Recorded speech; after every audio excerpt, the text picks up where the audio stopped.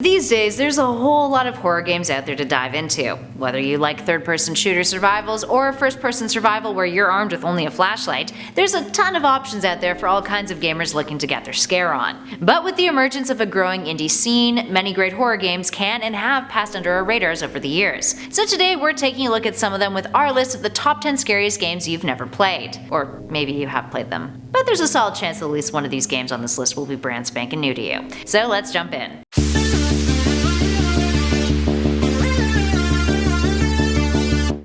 And at number 10, Call of Cthulhu: Dark Corners of the Earth. Starting off our list with a title from 2005, Call of Cthulhu: Dark Corners of the Earth is likely a game that you may have heard about in passing, but probably didn't give a serious look at thanks to its release being plagued by glitches and complaints about the level of difficulty. Which is a damn shame, because it's scary as hell. Obviously inspired by H.P. Lovecraft's Cthulhu mythology, the game is jam-packed with the nightmare fuel found within his stories. All of them come to life, including multiple larger-than-life-size terrors that'll surely slink into your dreams at night. And at number 9, Doki Doki Literature Club. Upon first glance, you may not think that Doki Doki Literature Club, a visual novel, would fall into the category of horror. But oh boy, is this game filled with terror and trauma, friends. It takes the visual novel genre and completely subverts it, big time, even venturing into some terrifying digital meta territory that'll leave you feeling more than a little shook.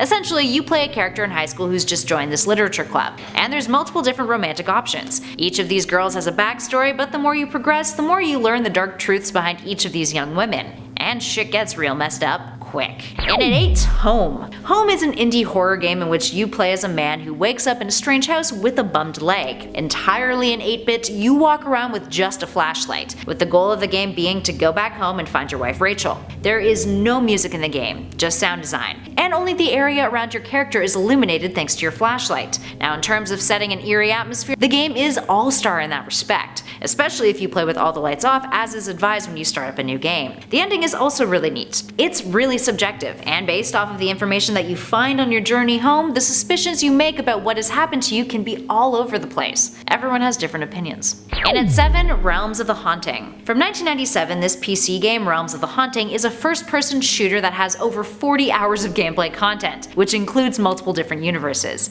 It's a bit of a beast of a game. It starts off with you playing as a character named Adam Randall, a fellow who ventures into a haunted house to solve the mystery around his father's death and ends up entangled in a conflict with demonic forces. But as the game progresses, the plot expands, following the storylines of different perspectives, one of which includes a demon's. It all leads up to a final battle between good and evil, of course. The title received critical acclaim, and it is praised as being one of the best adventure video games of that year, which was 1997. Take that with a grain of salt. And at 6, The Suffering. The Suffering is a game that came out back in 2004 for the PS2, Xbox, and PC. Published by Midway Games, it follows the story of a prisoner on death row who had murdered his ex-wife and his 2 children. He claims to be innocent, having blacked out and lost his memory of the event. After arriving at the penitentiary where he'll spend his last days, an earthquake hits and the prison ends up being overtaken by unusual supernatural forces. You must fight your way through the prison, all while unraveling what happened to you and the truth behind your family's murders. While the game got mixed reviews, it was an early blend of action and horror people. Many applauded the fact that it stayed away from the traditional kinds of horror survival titles dominating at the time, like Resident Evil and Silent Hill.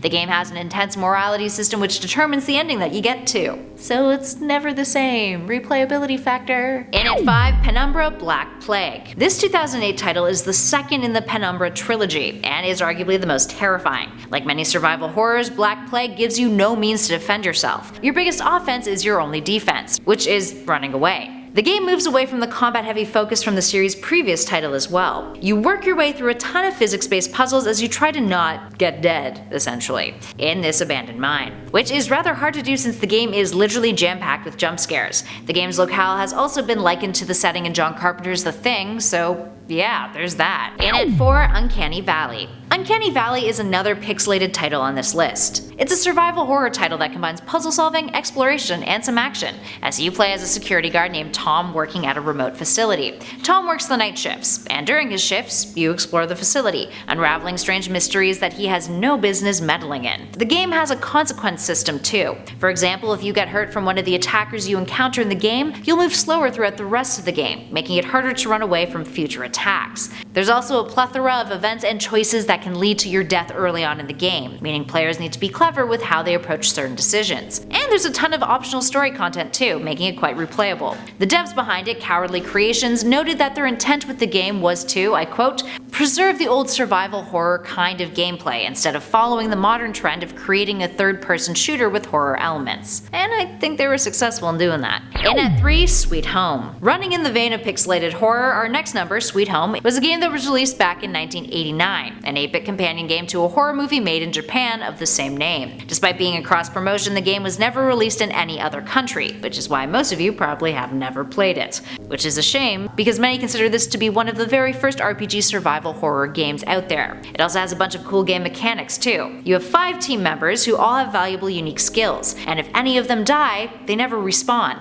meaning you would have to navigate your way through the game without them. They'll be gone for good. What else is scary about it? Lady Mamiya, who haunts the house that you're in the game, likes to execute people in a furnace since her child was burned in a fire. In at 2, Alone in the Dark. Many feel that Alone in the Dark, this 1992 title for the PC, is the reason why the Resident Evil franchise has been so successful. Now, whether you're of the camp that Resident Evil rips off Alone in the Dark, or you feel that it was just heavily inspired by the PC title, regardless, you can't deny that this obscure game has made an impact on the horror genre, significantly. It's considered by many to be the forefather of the survival horror genre, so kind of a big deal. You get to choose between playing as a female or a male trapped inside of a haunted mansion, starting off in the attic of the house. Your whole goal is to get out, all while outsmarting, avoiding, or straight up defeating the supernatural threats that reside there. Alone in the Dark introduced many of the motifs present in contemporary horror survival games. Creepy mansion setting, jump scares crashed through windows, artistic and canted camera angles, you name it.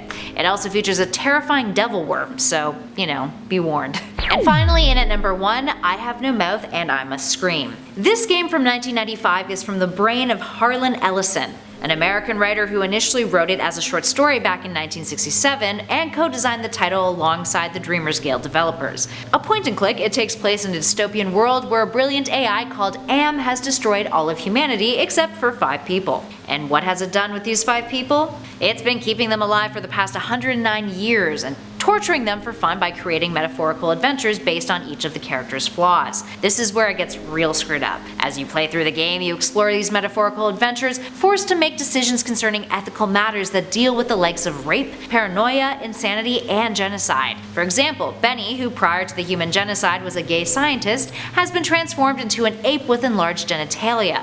Another one, named Ellen, who was previously chaste, has become a shared sex slave. Each of the group of 5 must trek through the game. If you lose, they're subjected to more torture. And if you win, you become the new AM for the rest of eternity. So really, not much of a win-win now, is it?